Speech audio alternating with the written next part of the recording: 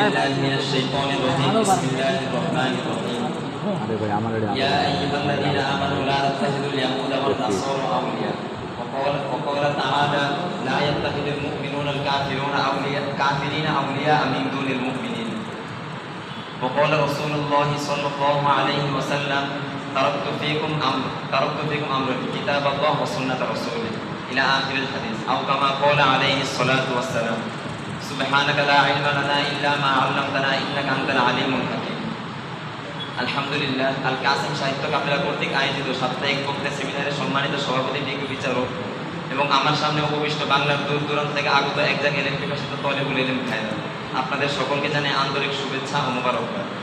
মুহতারাম মুআজ্জাজ, আমি আপনাদের সামনে উক্ত বিষয়ের উপরে কিঞ্চিত আলোকপাত করব, যে বিষয়টি ইতিপূর্বে বক্তারা বলে গিয়েছে। মুহতারাম মুআজ্জাজ, যদি আমি শিয়াদের সম্পর্কে বলতে যাই তাহলে আমি প্রথমে ইহুদি সম্প্রদায়ের কিছু ইতিহাস বলে নেব, কারণ যেহেতু শিয়ার মূল উৎসই ছিল ইহুদি সম্প্রদায়।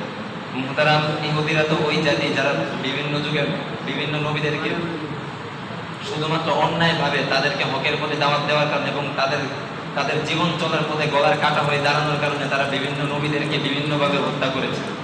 যেমনটি কোরআনে কারিমের মধ্যে আল্লাহ তাআলা বলেছেন ওয়ায়াকতুলুনাল আমবিয়া বিগাইরি হক, তারা অন্যায়ভাবে অনেক নবীদেরকে হত্যা করেছে। মুহতারাম মুআজ্জাজ, ইহুদিরা তো তাদের সেই অপকর্মকে এখানেই ক্ষান্ত করেননি, তারা তাদের সেই অপকর্মকে এতদূর পর্যন্ত পৌঁছে গিয়েছিল যে এখান পর্যন্ত পয়গম্বর আরবি সাল্লাল্লাহু আলাইহি ওয়াসাল্লামের মৃত লাশের দুটি পা পর্যন্ত দেখা গিয়েছে। পয়গম্বর আরবি সাল্লাল্লাহু আলাইহি ওয়াসাল্লাম তৎকালীন জমানার সেই বাচ্চাকে স্বপ্ন দেখিয়েছিলেন যে আমার লাশকে উদ্ধার করো।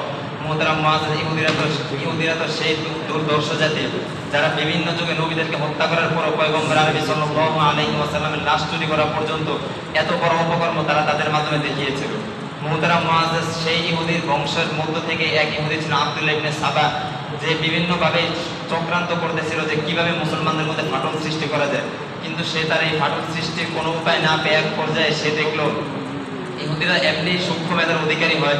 সেই ক্ষেত্রে ইহুদি সে ভালোভাবেই দেখলো যে এখানে খেলাফত নিয়ে একটা সুন্দর একটা চাল খাটানো যায়। সে এই চাল খাটালো কিভাবে, যে এখানে আলী রাদিয়াল্লাহু তাআলা আনহু আহলে বায়াতের অংশীদার হওয়া সত্ত্বেও তাকে কেন খেলাফত দেওয়া হলো না।